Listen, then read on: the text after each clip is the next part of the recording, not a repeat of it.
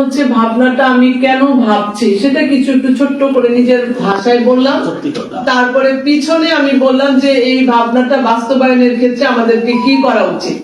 পারবো না এখন তুমি ওখানে একটা ইয়ে করে দাও। আমি ওটা বলছি এই কোশ্চেনটা বাংলাদেশে টেমপ্লেট তৈরি করে। আমি একটু বলি যে আমরা যদি চিন্তা করি যে এরকম করে একটা কলাম করে যে ভাবনা, এটা যৌক্তিকতা এবং আমরা কিভাবে বাস্তবায়ন করব বা কেন করব, ঠিক আছে, এটাই কি যদি আমরা যদি ক্যাটাগরি করা যায় বা আরো যদি কোনো সাজেশন থাকে আমরা সেটাও অ্যাড করে নিতে পারি।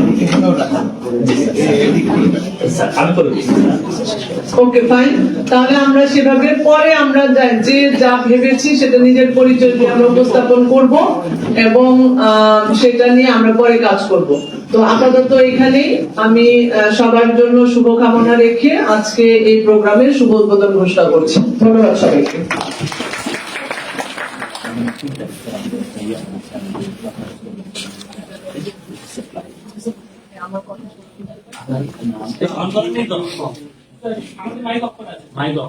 আপনি একটু টেলিফোনে কথা বলেন যখন আপনি ডিভিশন শুরু করে বা আমাদের সিরিয়াল যখন আসে তখন আপনি বলেন আর কি, হ্যাঁ, যাতে আমাদের 2-3 সেকেন্ড দিই। আমি ওদিকে নজর দিব না, ওটা আলাদা একটা কাজ।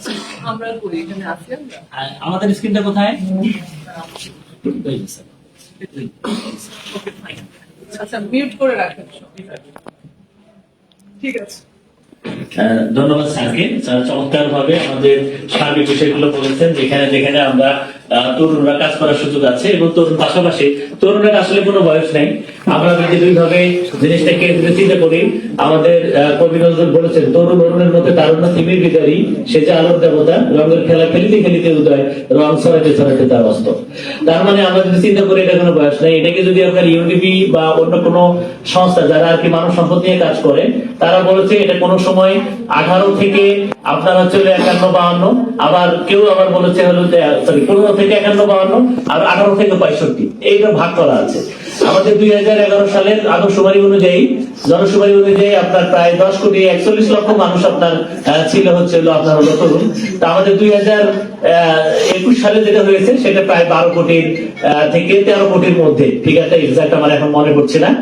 সেই জায়গা থেকে আমরা যদি চিন্তা করি তাহলে আমাদের প্রায় একটি জনসংখ্যার প্রায় 70% হচ্ছে তরুণ। সেই তরুণদের ভাবনায় কিভাবে আমরা নতুন বাংলাদেশ করতে পারি সেই জায়গাগুলোতে নিয়ে আমাদের কাজ করার কিন্তু সুযোগ রয়েছে। আমরা যে পড়াশোনা করছি বা যে পড়াশোনার ব্যবস্থা আমাদের রয়েছে সেই জায়গায় শুধু কিন্তু আমরা বলা যায় যে শুধু সার্টিফিকেট সর্বস্ব আমরা পড়াশোনা অনেক সময় দেখা যায়। তো সেই জায়গায় কিভাবে মানসম্পন্ন শিক্ষা, সেই শিক্ষাকে কিভাবে কারিগরি শিক্ষা, আর কারিগরি শিক্ষাকে কিভাবে আমরা আমাদের টেকনোলজিকে ট্রান্সফরমেশন করা যায় সেই বিষয়গুলো কিন্তু আমাদের ভাবনাটা কিন্তু খুবই জরুরি। তো সেই জায়গা থেকে আমরা সমাজ ব্যবস্থায় একদম ক্ষুদ্র ইউনিট থেকে একদম সর্ব ইউনিট হচ্ছে রাষ্ট্র ব্যবস্থায় কিভাবে আমাদের এই ট্রান্সফরমেশন সম্ভব, যেটা মূল ক্যাটালিস্ট থাকবে হচ্ছে তরুণ। সেই তরুণদেরকে নিয়ে মূলত আজকের আমাদের এই অনুষ্ঠান। আমরা মনে করি আপনারা অত্যন্ত চিন্তাশীল মানুষ, আপনারা সবাই সেই পয়েন্টটাকে আপনাদের ভাবনাটাকে কিভাবে আমরা এই ভাবনার পিছনে আপনার যৌক্তিকতা বা প্রয়োজনীয়তা আর আমরা কিভাবে আমরা বাস্তবায়ন করতে পারি এই ক্যাটাগরি, অথবা আপনাদের ভিন্ন কোনো যদি আরো কোনো কলাম যদি অ্যাড করে করা যায় সেক্ষেত্রে মনে হয় জিনিসটা ভালো হবে। আপনারা আপনাদের মতো করে লিখেন। আমরা আপনাদের জন্য একটু স্ন্যাক্স এর ব্যবস্থা রাখছি, আমরা স্ন্যাক্স নিব, পাশাপাশি আপনারা ততক্ষণ আপনারা শুরু করতে পারেন। আরো কয়েকজন